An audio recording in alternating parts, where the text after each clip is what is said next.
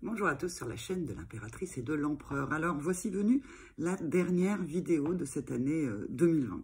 Puisque, en fait, vous le savez, hein, tous les 15 jours, je poste quelque chose. Je vais poster la vidéo le 21 décembre. Ensuite, ce sera le 28, mais j'en posterai pas. Et puis ensuite, la prochaine, elles seront en 2021. Donc, je me suis demandé, en fait, de quoi je pourrais vous parler pour, quelque part, clôturer cette année 2020 si compliquée, si difficile, si aussi surprenante, si particulière, si bizarre.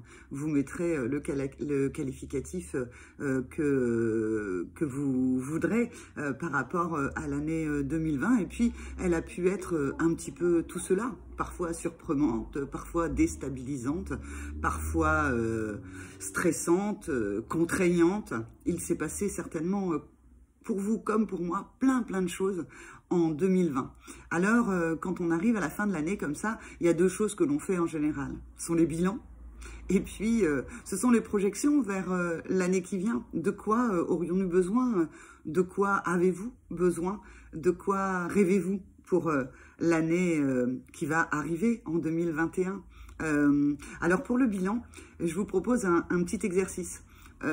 Faire un bilan, c'est compliqué parce que on a le risque de s'éparpiller. Alors, quoi de mieux pour ne pas s'éparpiller que de poser un cadre qui soit celui dans lequel on va regarder. Alors, soit en fait, vous prenez comme cadre un miroir et vous vous regardez et vous vous dites, alors, en 2020, quel est le mot, l'expression que j'aimerais poser sur cette année qui est en train, de se terminer. Il y a un mot qui va venir. Alors là, la petite feuille, le petit crayon, hop, vous notez. Ensuite, vous pouvez vous poser la question, mais pour moi, qu'est-ce qui a changé en 2020? Vous vous regardez dans le miroir et vous notez. Ensuite, laissez venir toutes les questions qui peuvent vous apparaître. Ça peut être qu'est-ce que j'ai fait différemment en 2020? Qui j'ai rencontré de nouveau en 2020? De qui j'ai rayé de mes tablettes en 2020? Vous voyez, tout ce qui a pu arriver, tout est positif, hein. Vous savez bien, même si ça a été des épreuves, eh bien de ces épreuves, on sort grandi en général. Donc tout ce qui vous vient à l'esprit, et vous le notez sur une feuille. Et puis, ensuite, vous allez aller regarder cette feuille. Alors, si c'est compliqué pour vous de vous regarder dans un miroir, eh bien, en fait, vous pouvez faire l'exercice directement en regardant un cadre que vous aurez dessiné sur une feuille qui peut être un peu comme un miroir, ou en tout cas, c'est à l'intérieur de ce cadre que vous allez mettre tout ce qui vous est arrivé en 2020. Et puis, vous allez regarder ce que vous avez noté. Et vous allez regarder qu'est-ce qui peut aller ensemble. Par exemple, par domaine. Ça, c'est plutôt le domaine professionnel. Ça, c'est plutôt le domaine relationnel. Ça, c'est plutôt le domaine sentimental ou encore le domaine financier. Vous allez voir qu'il y a des correspondances. Et vous allez, en dessous du cadre ou sur une feuille à côté, c'est comme vous le désirez, regrouper les choses entre elles. Puis vous allez regarder, vous voyez, hein, on fait un peu comme l'entonnoir, on commence par très large, même si c'est dans un cadre, et puis on revient pour recentrer. C'est comme ça qu'on peut faire un bilan qui peut avoir quelque chose qui va venir vous donner une information pour cette année 2020. Eh bien, vous allez regarder, tiens, quand j'ai ces deux choses, alors par exemple, je sais pas, moi, dans le relationnel, j'ai rencontré Troufignon et j'ai quitté Tartiflette, par exemple. Je ne sais pas, Troufignon et Tartiflette, c'est des noms inventés, personne n'a à se reconnaître là-dedans.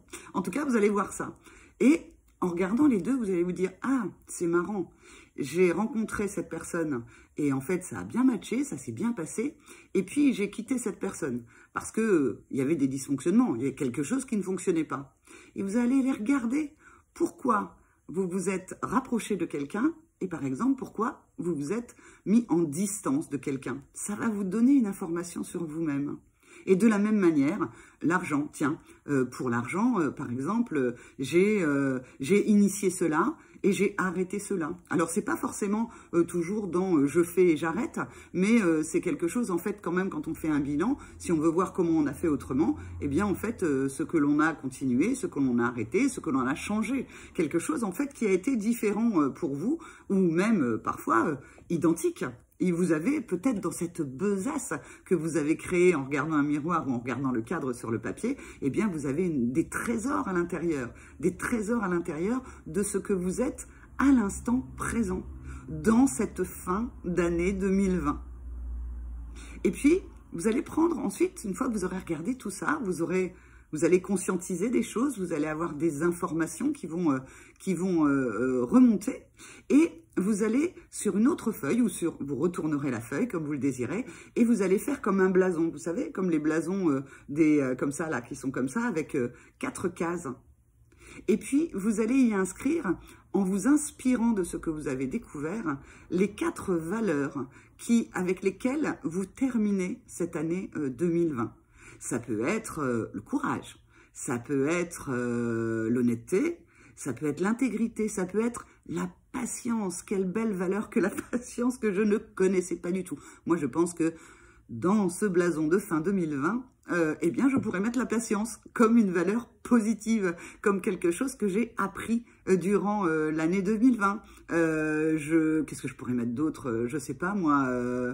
Le courage, parce que, comme vous, j'ai dû faire preuve de courage. La situation de cette année 2020 a été très particulière. Et donc, dans certaines situations, il a fallu que je fasse preuve de courage. Et puis, peut-être que je mettrais même fierté, parce qu'il y a des moments où je me suis sentie super fière de ce que je faisais, super fière de ce que j'étais, de ce que je devenais. Et vous voyez, en mettant 4 valeurs, là je vous en ai livré que 2, mais en plus c'est celles qui me viennent là maintenant, quand je ferai l'exercice peut-être à la fin de l'année, c'est 4 autres valeurs qui sortiront, qui émergeront, en tout cas voilà, et bien en fait vous allez avoir votre blason avec lequel vous allez pouvoir entrer dans l'année 2021.